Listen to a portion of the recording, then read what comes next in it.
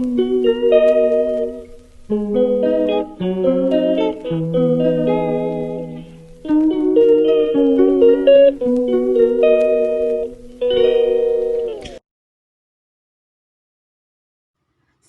A1 Roman, namakan kuantiti fizik yang berubah apabila suhu meningkat. Jawapan dia panjang atau isi padu. Kita boleh lihat dan fikir contoh yang ada dekat sekeliling kita. Macam termometer, kita boleh buat hipotesis apabila suhu persekitaran meningkat, panjang atau isi padu merkuri dalam termometer juga akan meningkat. A2 Roman, mengapakah merkuri digunakan dalam termometer? Merkuri digunakan kerana ia mengembang dengan seragam. Dan B, dia suruh kita cari suhu pada P. Dikata panjang antara takat beku dengan takat didih ditanda kepada 100 pembahagi yang seragam. Jadi jarak antara takat beku dengan P, iaitu sama dengan 10, kita bahagikan dengan jarak antara takat beku dengan takat didih, iaitu sama dengan 25. Lepas tu darab dengan 100 darjah Celsius dapat 40 darjah Celsius. C. Cadangkan satu cara untuk menambah kepekaan termometer. Kita boleh menggunakan berbuli kaca dengan dinding yang nipis. Hal ini supaya haba dapat diserap kepada merkuri dengan cepat.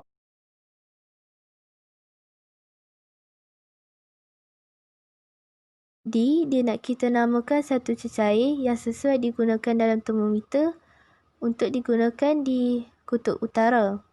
Jawapan dia etanol ataupun alkohol sebab takat beku dia rendah dan boleh digunakan sehingga negatif 70 darjah Celsius.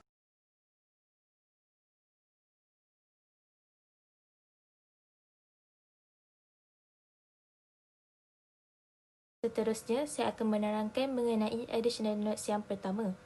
Okey, yang pertama, prinsip kerja termometer berdasarkan prinsip keseimbangan terma. Okey, ini contoh bila kita menyukai air panas menggunakan termometer. Okey, apabila termometer dimasukkan ke dalam air panas, haba daripada air panas akan mengalir masuk ke dalam termometer.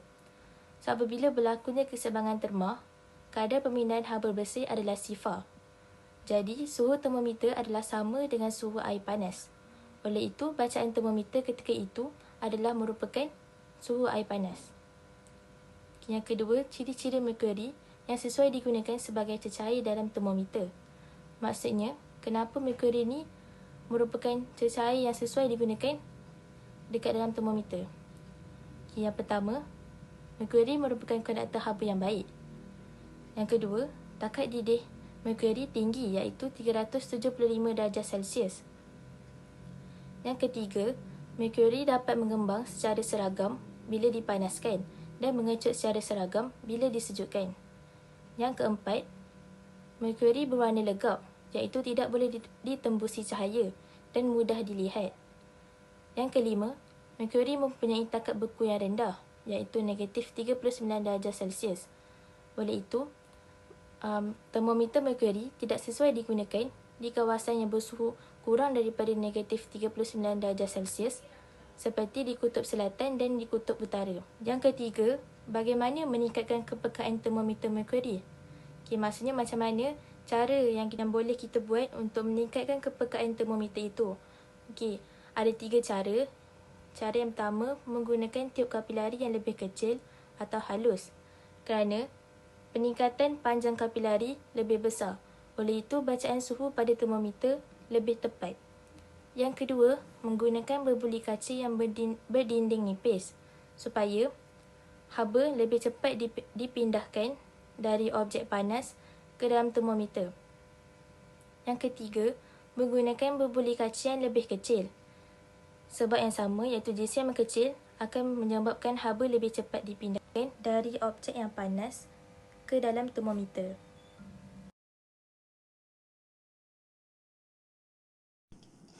Bagaimanakah termometer ditentu ukur? Skala suhu dan unit suhu diperoleh dengan memilih dua suhu yang dikenali sebagai takat tetap atas dan takat tetap bawah. Takat tetap atas ni ialah takat didih. Takat tetap bawah ni pula takat beku. Takat tetap bawah adalah suhu air yang melebur dan diambil sebagai 0 darjah Celsius. Takat tetap atas adalah suhu steam di atas air yang mendidih pada tekanan atmosfera 76 cm Merkuri dan diambil sebagai 100 darjah Celsius.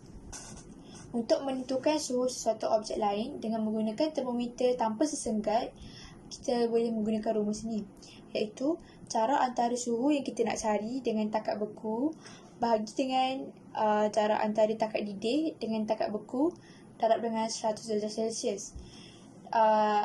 L theta yang kita nampak dekat sini adalah panjang terus Merkuri pada suhu yang tertentu yang belum diketahui. Sekian, terima kasih.